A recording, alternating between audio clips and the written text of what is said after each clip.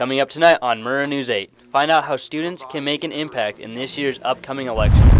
Plus, what is the Cougar Nation doing to make a difference? And figure out what our furry friends are up to at the Whitman County Humane Society. Those stories and more tonight on Murrow News 8.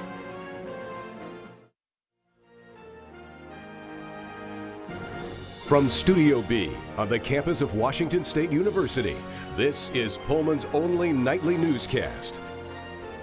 This is Murrow News 8.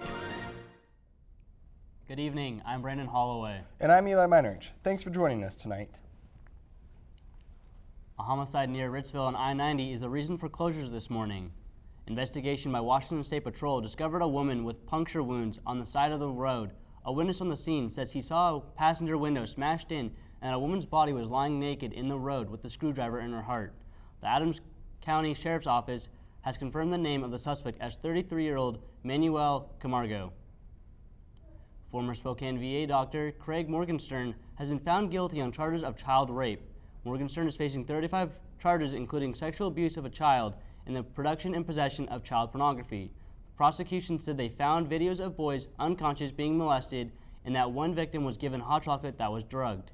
Morgenstern will be sentenced on June 15, 2016. Erin Andrews took the stand today for a second day in her civil suit over being secretly recorded naked. Andrews testified as part of a $75 million lawsuit against the operator of a Nashville Marriott hotel at Vanderbilt University, where Michael David Barrett altered the peephole to her hotel room. Andrews still deals with the emotional trauma today. I think the thing that's really hit home for me and hurts me the worst is when girls, high school, college, they tweet me and they say, I want to be Erin Andrews except for the Marriott stalker thing. And I can't control that, and that's every day. ESPN denies allegations that they forced Andrews to speak out about the incident. As the polls begin to close Tuesday, Hillary Clinton and Donald Trump are the early winners. Clinton claimed victories in Virginia and Georgia, and Trump won the Republican Party in Georgia as well. Bernie Sanders also won in his home state of Vermont. Voters in the 12 states went to the polls today with 595 delegates at stake for Republicans and 1,032 delegates up for grabs for Democrats, the biggest single haul of the primary calendar. Our reporter, Haley Jarvis, talked to a political pro on campus today.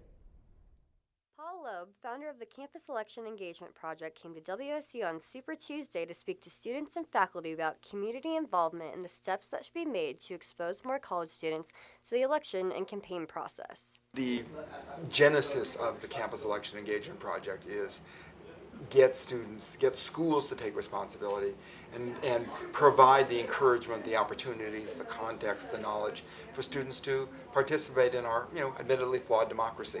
He also explained the progress these campuses have made. In 2014, where we could measure it, and what that meant is comparing the precincts in 2010 to 14, where they weren't completely dumped into a blender and gerrymandered and changed, but where they could be comparable, we actually saw an increase of 16%, which I found really heartening.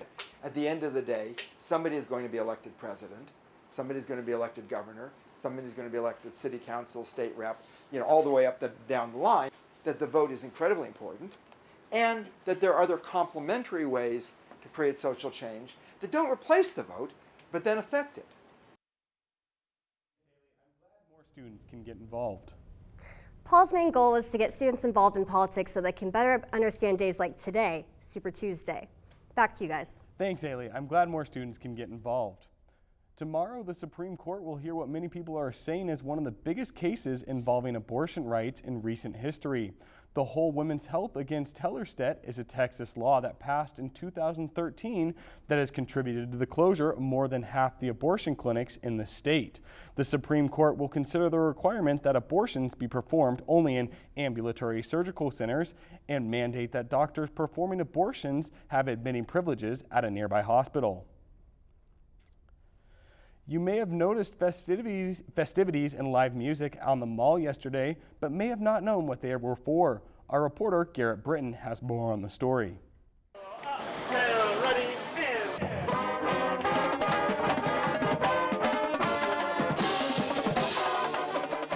yesterday marked the kickoff event for the second year of the Cougs Give campaign, with an overall goal of raising $400,000 in 48 hours.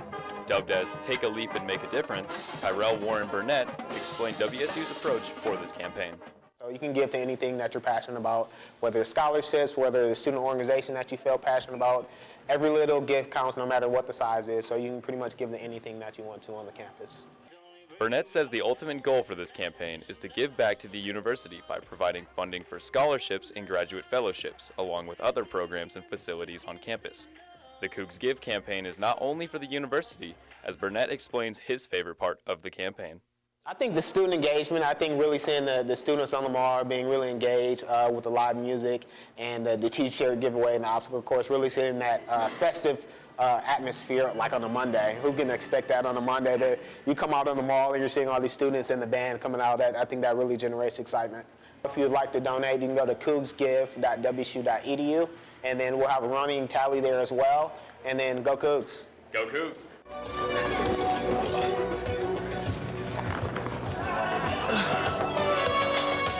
With plenty of fun to go around, this sleep is sure to make a difference. Reporting for Murrow News 8, I'm Garrett Britton. A lot of fun. Spring is in full swing as we begin the month of March. After the break, Eric Bjorkestrand will tell us what's to come for this week's weather.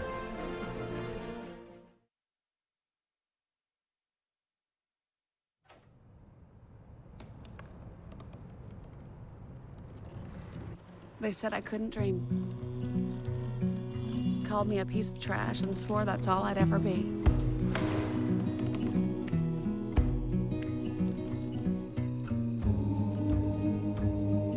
Said a bottle couldn't see the ocean.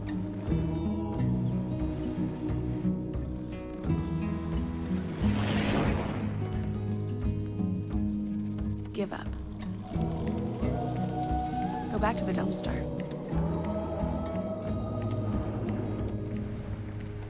But I didn't listen.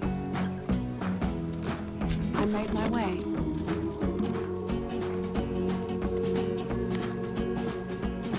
And now, I am what I've always wanted to be.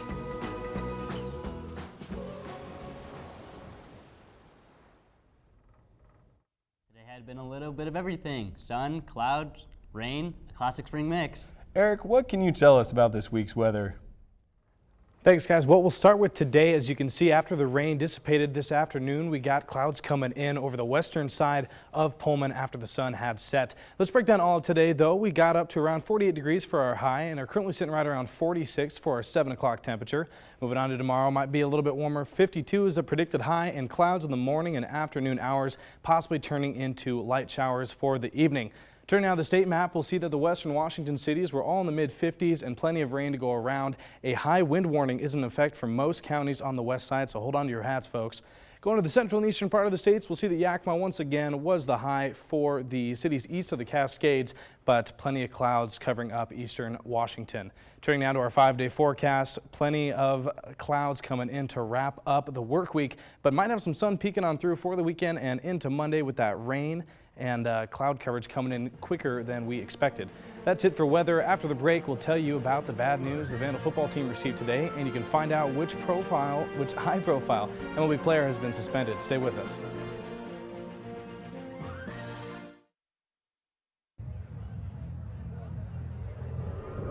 Looking for these?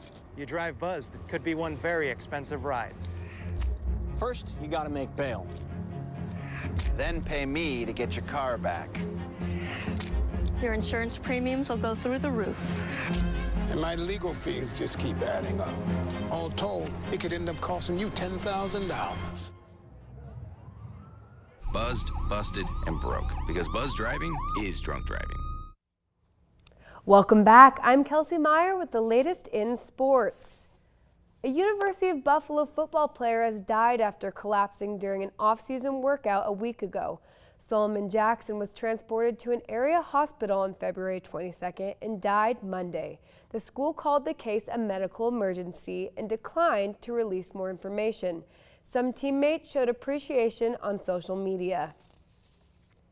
Idaho football will be kicked out of the Sun Belt Conference when their contract is up after the 2017 season. Idaho joined the Sun Belt Conference back in 2014 and was independent before that. The Big Sky Conference invited the Vandals to join their conference in 2018, so the decision Idaho faces is whether to be independent or join the Big Sky. Chapman, one of the hardest throwing pitchers in the league, former closer for the Reds and current closer for the New York Yankees, I spoiled it for you, Aroldis Chapman has been banned for 30 games. The suspension comes after an alleged incident of domestic violence in October of this year. Chapman is being banned under MLB's new domestic violence policy. Chapman does not plan to appeal the suspension, and just something to make your stomach churn a little more, Chapman will lose almost $2 million of his nearly $11.5 million salary.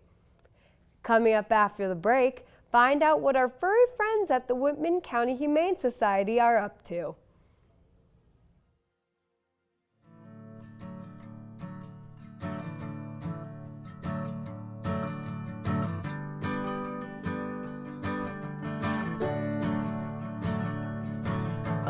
Listen now, can you hear the bluebirds?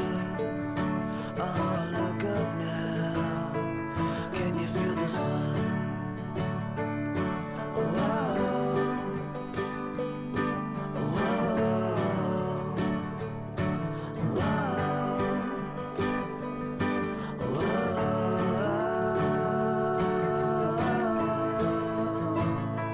can you feel the sun?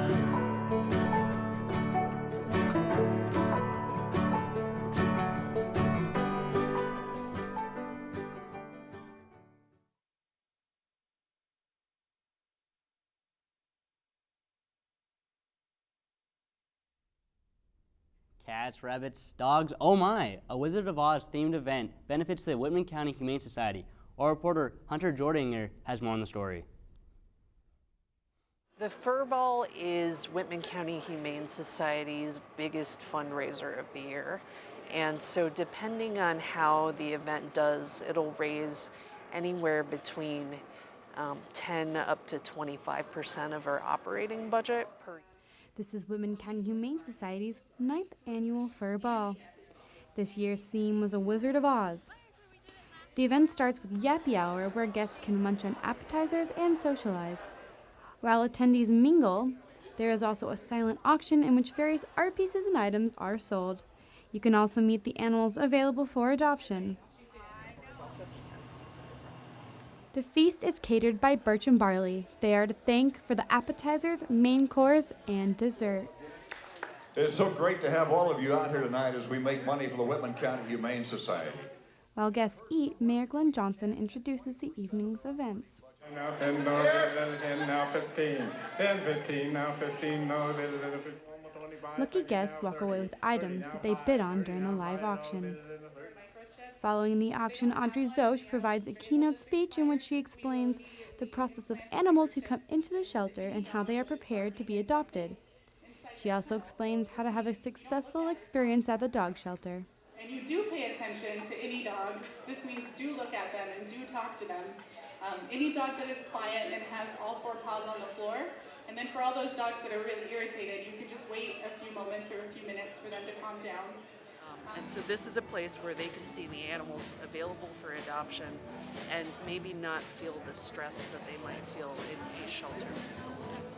We will have a parade of adoptable pets. Bosco is a 4-year-old tan and white neutered male pit bull terrier type dog.